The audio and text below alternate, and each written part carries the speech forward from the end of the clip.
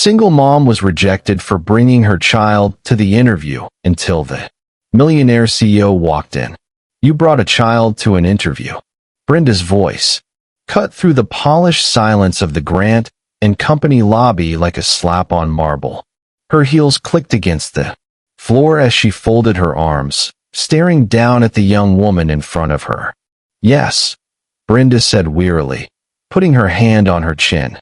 Autumn Hayes clutched a manila folder to her chest and tried to keep her voice calm. "I had no choice.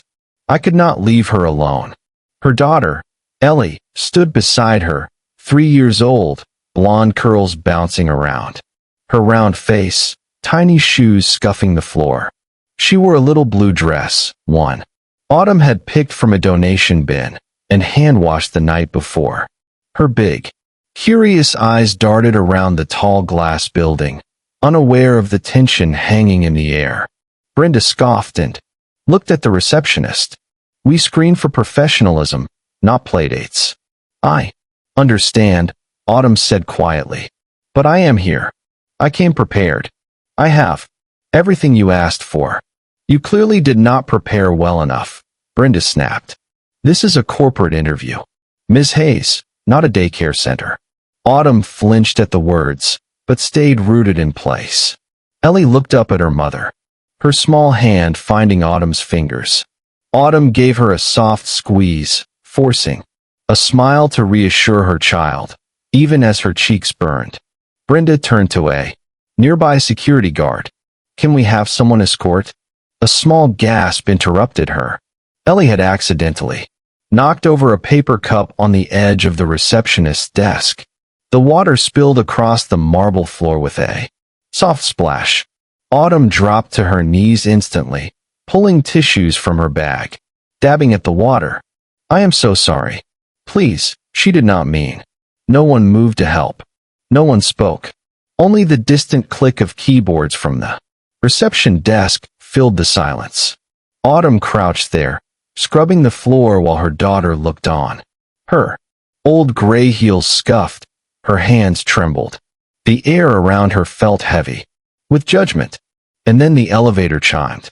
Out stepped a man in a charcoal gray suit, tall, composed, and unmistakably powerful. He moved like someone used to being watched. The receptionist straightened in her seat immediately. Even Brenda froze. Logan Whitmore, CEO of Grant and Company, a name that appeared regularly in business magazines and Forbes profiles. At 35, he had built an empire, but few at the company had ever seen him up close. He was not supposed to be there.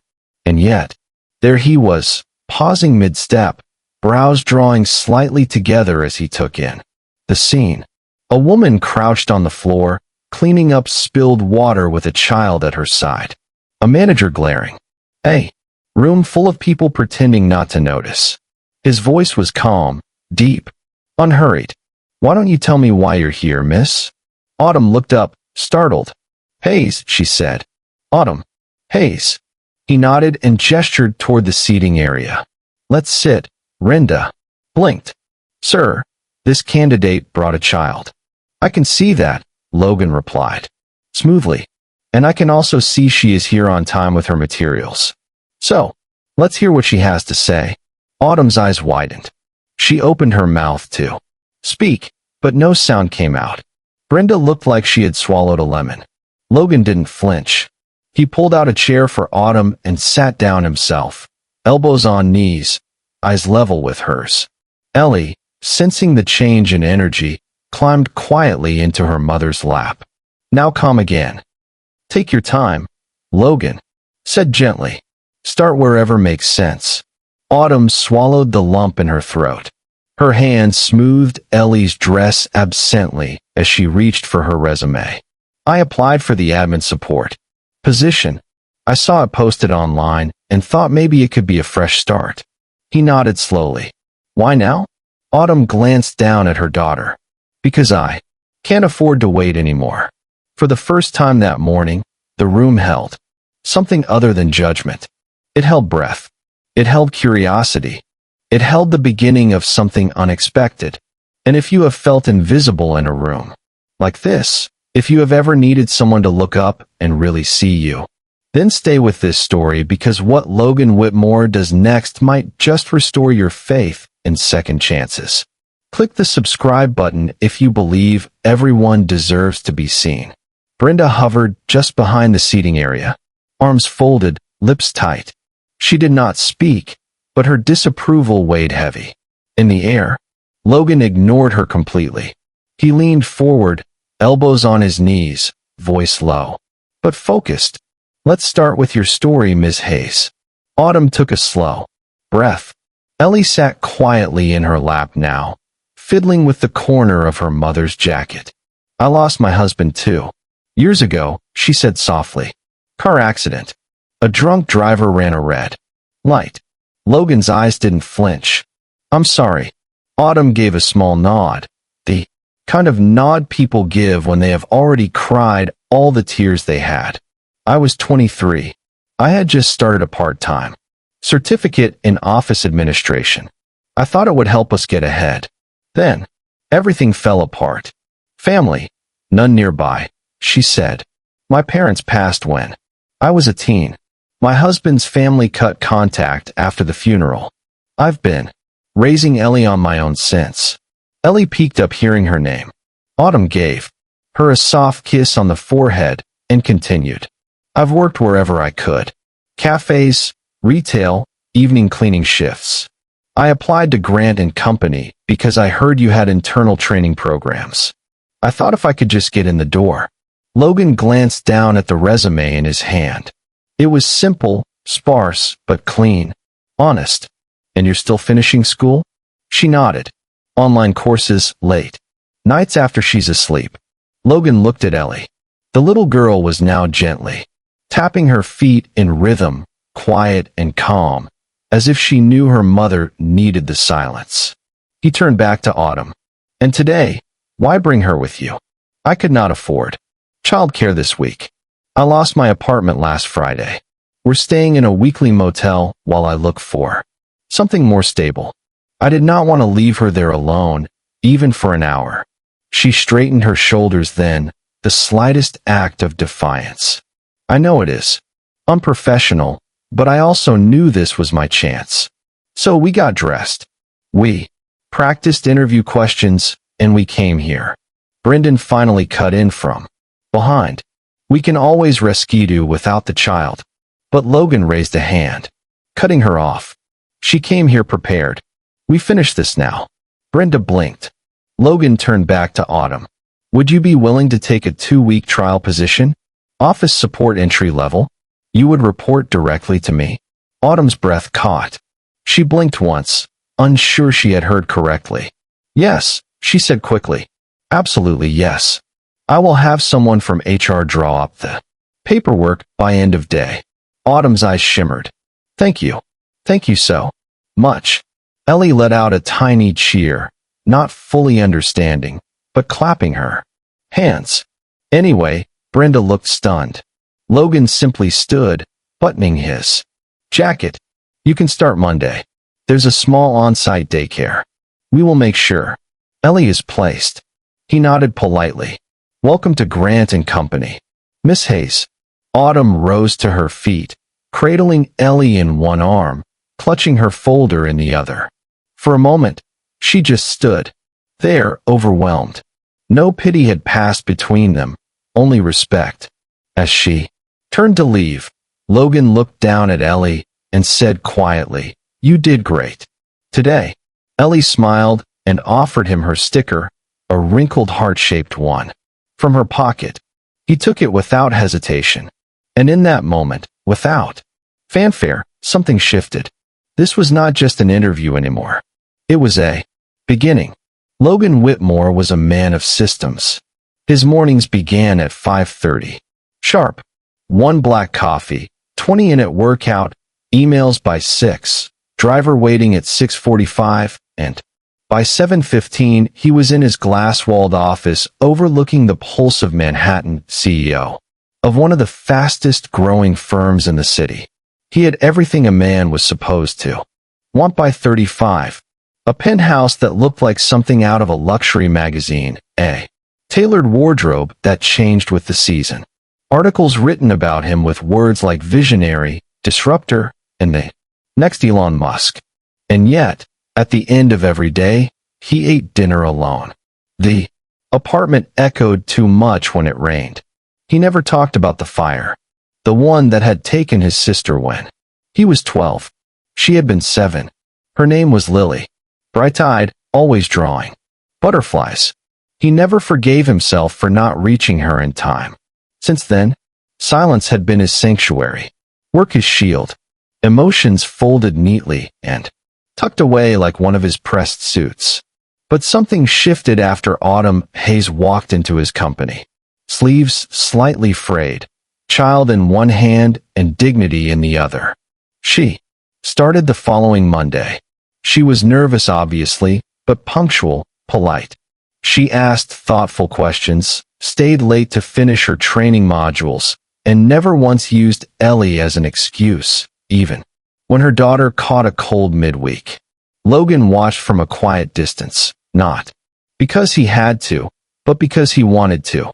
One afternoon, he stepped out of a meeting and paused at the corridor's end. Through the glass breakroom door, he saw Autumn sitting at a small table, tray of food untouched in front of her. He across from her sat one of the janitors, Mr. Ruiz, older, gruff, always avoided by the office crowd. Autumn was sliding half of her sandwich toward him. She had cut it perfectly in half. "I had extra," she said with a warm smile. She hadn't. She looked hungry herself, but she offered it anyway. Logan said nothing, just watched. Something tightened in his chest. The next day brought a different scene. He was leaving his office late when he overheard voices down the hallway, sharp, impatient ones. "You cannot keep leaving early, Autumn. The rest of us are covering your workload," a coworker snapped. "This is not daycare." "I was 5 minutes late to pick her up," Autumn said quietly but firmly. "I stayed late last night to finish all my reports."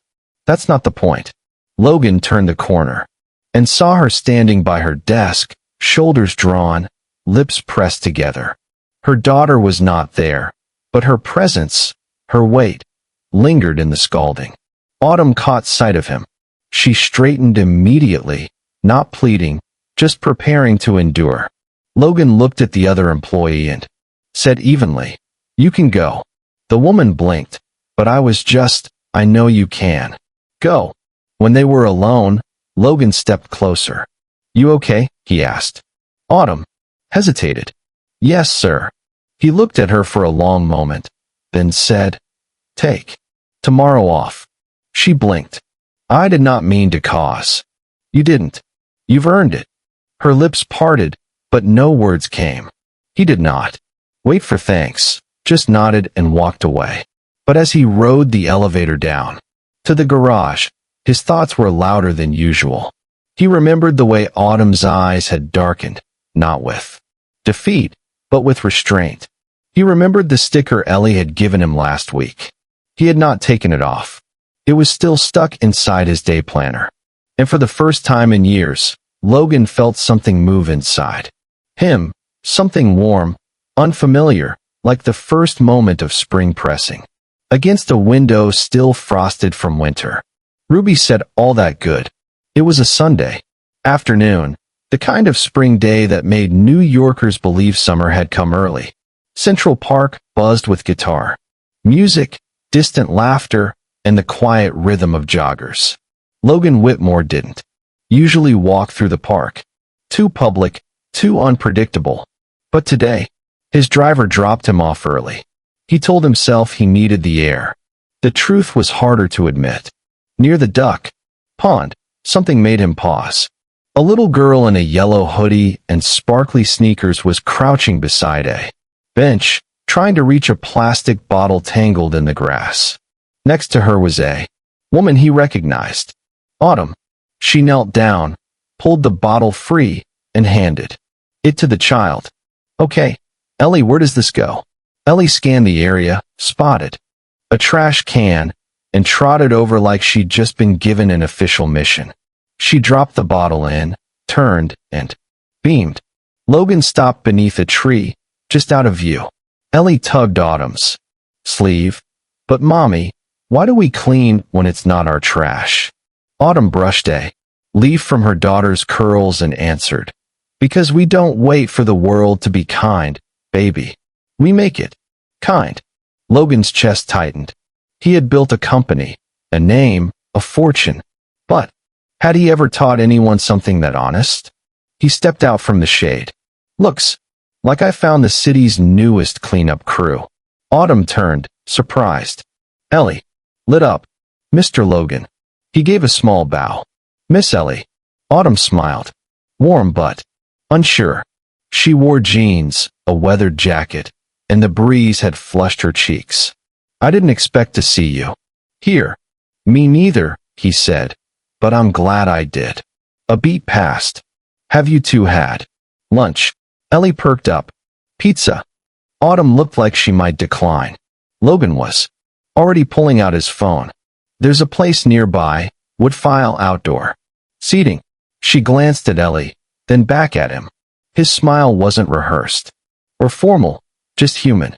Okay, she said. Let's go. They sat beneath a striped umbrella, Ellie coloring on the kids' menu while Autumn picked at her salad. Logan had taken off. His blazer rolled up his sleeves. He looked for once like someone who wasn't performing. So he said, You teach her ethics now. Autumn laughed softly only. When there's trash involved. That answer you gave her. He shook his head. That was beautiful. She shrugged. I just want her to grow up knowing kindness isn't something you wait for or earn. Logan's voice softened. Is that how you were raised? No, she said honestly. I was raised to hope kindness might show up if you were lucky. She dabbed her mouth with a napkin. After my husband died, I thought grief would be the worst part, but it wasn't. Surviving was waking up every day pretending I had it together when my whole life was in boxes. Logan didn't interrupt. I thought, if I worked harder, smiled more, asked for less, I'd be okay.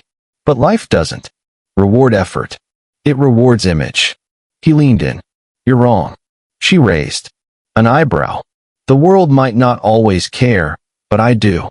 I care about substance. Their eyes met. Ellie interrupted the moment, holding up a drawing. I made us a house. Logan grinned. A masterpiece. Later, they walked through the park. The sky had shifted. A cool breeze rolled in. Ellie sneezed. Autumn reached into her bag, but Logan was already removing his coat. He draped it around Ellie's shoulders before anyone could object. You don't have to, Autumn said gently. I do, he replied. She's okay. Really? He shook his head.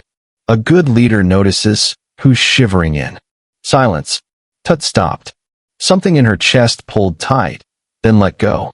She looked at him, not the CEO, not the man in the magazines, but the person who had just made her daughter feel safe. And, for the first time, she didn't see wealth or power. He saw presence, warmth, someone who noticed the small things, who stayed when it mattered. Maybe, she thought, maybe they weren't so different after all. The elevator ride to human resources felt endless. Autumn clutched a thin envelope, her name scrolled in marker on the front. Brenda had sent the invite that morning. No explanation, just 10 o'clock IM RHR. Conference room B. She already knew what it meant. Inside, the blinds were shut. Brenda sat stiffly at the table next to Mr. Gaines from legal. A manila folder lay open. Autumn didn't need to see the contents. She had already seen them. Online photos. One of her and Logan walking in Central Park. Ellie on his shoulders. Another Logan draping his coat over her daughter. The caption from the anonymous gossip forum echoed in her head. Single mom scores golden ticket or just knows how to play the game. She had read the comments. CEO's pet. No wonder.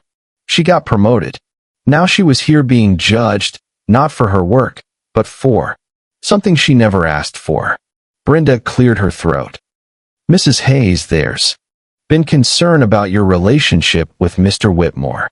I'm sure there has, Autumn said quietly. Gaines leaned forward. This isn't about gossip. It's about perception, liability, protecting the company. Brenda pushed the envelope forward. This is a voluntary resignation. No fuss, no black marks. Autumn stared at it. 2 months ago she was jobless, sharing a couch with her daughter. She hadn't flirted, hadn't schemed. She'd just done the work and accepted kindness. Now that kindness was being weaponized. She thought of Ellie. Of all the nights she stayed late to catch up, the mornings she skipped breakfast so her daughter could eat. Her fingers brushed the edge of the paper. May I have a moment? She asked. Brenda nodded. Of course, but the sooner the better for everyone. Just as Autumn reached for the pen, the door opened. The room turned. Logan Whitmore walked in. No tie, sleeves rolled up, expression unreadable. Mr. Whitmore, this is a private HR meeting, Brenda started. Then, open it, he said. He moved to Autumn's side, facing Brenda and Gaines. I've seen the post, he said calmly. The photos, the assumptions. He looked at Autumn. I approved her promotion based on merit, ethics, performance. Gaines cleared his throat. There are still concerns about optics. Then let's be clear, Logan said, voice sharper now. Questioning her integrity means questioning mine. Silence. He turned to Autumn. You don't need to sign that. You've done nothing wrong. Autumn looked at him. Really looked. He wasn't here to fix things.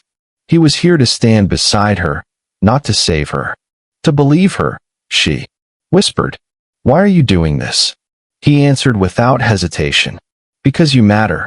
Because the people who work the hardest shouldn't be the ones left most vulnerable. Brenda exhaled.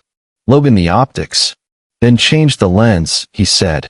He picked up the envelope, tore it in two, and dropped it into the trash. Then gently, you're dismissed, Miss Hayes. From this meeting, not this company. Autumn blinked, overwhelmed. Thank you.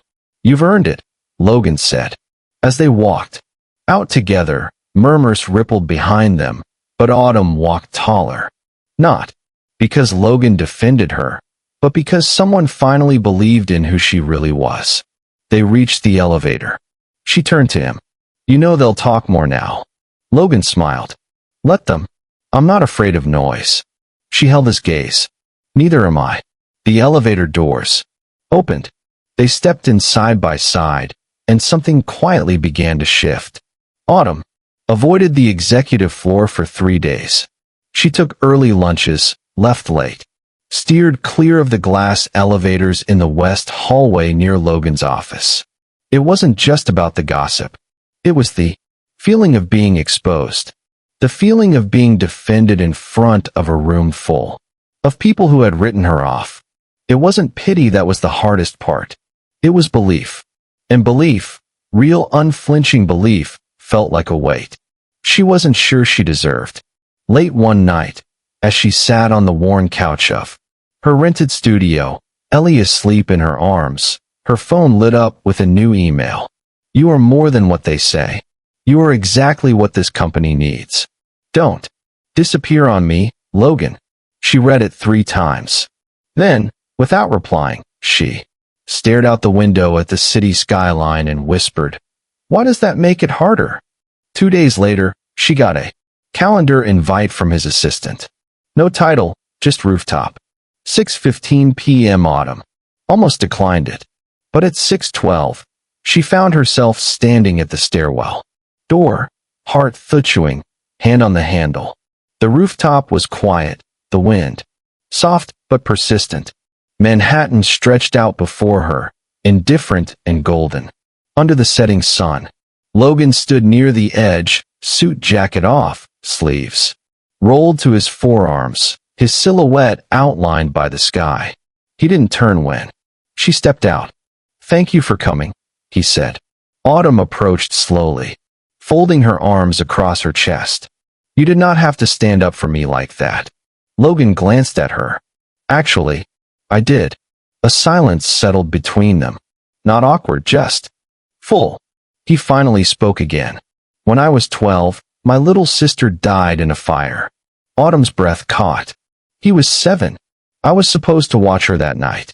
I was angry at my parents. Snuck out to meet a friend. 15 minutes. That's all I was gone. He swallowed. 15 minutes. Autumn didn't speak. She'd made a pillow for it in the living room. Knocked over a lamp. The fire spread faster than anyone expected. They told me she probably never woke up. He looked at her now, eyes red-rimmed but dry. I've built 100 things since then, but I never stopped trying to build something that would make me feel worthy of still being here. Autumn stepped closer. You don't owe anyone redemption, Logan. He looked away. I know that, but it doesn't stop the needing. Then his voice dropped lower. When I saw you holding your daughter, standing there while everyone judged you, and still showing up with your head high, I remembered what this was all supposed to be about. He turned to face her fully now. You saved someone, not just your daughter. Not just yourself. He stepped forward. You reminded me why I started this company. Why it has to matter. Autumn's eyes filled, but she didn't let them fall. She stepped forward too slowly, carefully. And then, without needing a single more word, she reached out and took his hand. Warm, solid, steady. Neither of them said anything. They didn't have to. For the first time, both of them felt the quiet hum of something neither had known how to name. Not being alone anymore. The city roared below them, but it felt far away. Up here, there were no job titles, no rumors, no mistakes too big to heal. Just two people, both broken, both brave enough to stay. The rain fell in sheets, soft, but relentless, as Autumn stared out the window of their tiny one-bedroom apartment. A bucket sat in the corner of the room, collecting steady drops from the leaking roof. The lights had gone out over an hour ago. The air was damp. Ellie was curled beside her on the couch, wrapped in a blanket, whispering, "Mommy, I'm cold." Autumn pulled her daughter close and kissed her forehead. She reached for her phone, her thumb hovering over one name. Logan. For a moment, she hesitated. Then she typed, "Power's out. Roofs leaking." Ellie shivering. "I'm sorry. I just didn't know who else to call." The reply came less than a minute later. "I'm on my way. 15 minutes. Logan's SUV pulled up in front of the building just as Autumn stepped outside, holding Ellie under an umbrella. Rain plastered her hair to her forehead. Ellie was wrapped in Autumn's jacket, both arms around her mother's neck. Logan jumped out, opened the door, and took the umbrella without a word. He shielded them as he reached for Ellie, gently lifting her into his arms. "You're soaked," he said quietly. "I'm fine," Autumn replied, her voice trembling, not from the cold. He didn't argue. His penthouse was warm and softly lit. Marble countertops, art on the walls, floor-to ceiling. Windows that reflected the storm. Autumn stood awkwardly near the entrance, dripping and unsure. "I'll get towels," Logan said, already moving. Ellie giggled when he handed her a fluffy robe that reached past her knees. 10 minutes later, Autumn stood barefoot in his kitchen wearing one of Logan's oversized button-up shirts and a pair of dry leggings he had in a donation box. She stirred pasta on the stove while Ellie played quietly on the plush rug nearby. "You didn't have to cook," Logan said as he walked in, now changed into a soft gray hoodie and joggers. "You drove through a storm for us," she replied. "Dinner is the least I can do." He leaned against the counter, arms crossed, watching her move like she belonged there. "Smells better than anything my chef ever made." Autumn laughed softly. "That's because it's real food." Later, after dinner, the three of them sat on the couch watching an old animated movie Ellie picked.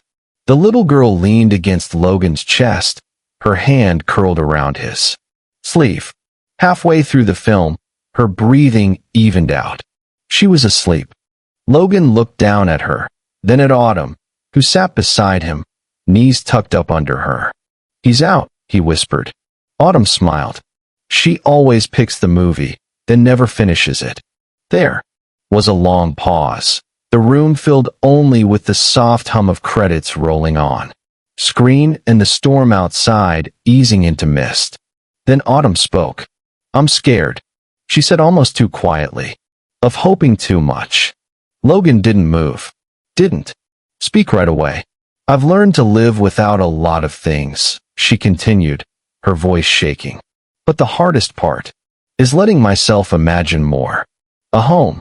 A real one. A future where Ellie doesn't grow up watching me struggle. A life where someone stays." He turned to her. Her eyes glistened in the soft light, and she quickly looked away. "I shouldn't say any of that. Autumn," he interrupted gently. She looked up. "Then let me carry that hope for you," Logan said. "For both of you until you're ready to hold it on your own." Silence, then a breath, a heartbeat. Autumn leaned in, not closer physically, but emotionally. Her shoulders softened. The wall around her cracked just enough. Ellie shifted. In her sleep, still holding onto Logan's arm.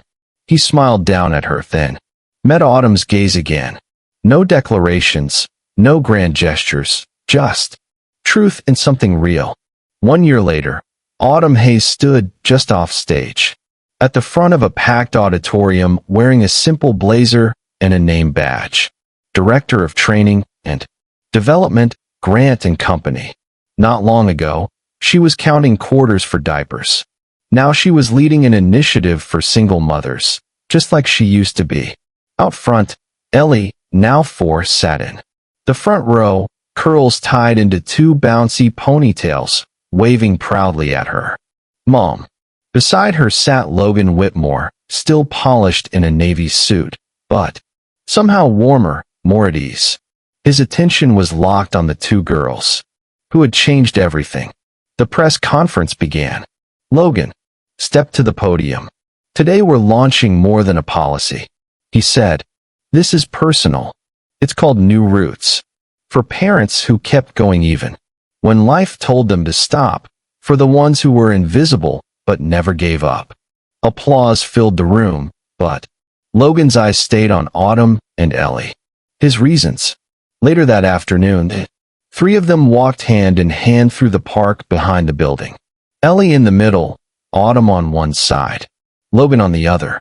They did not speak of love. They did not have to.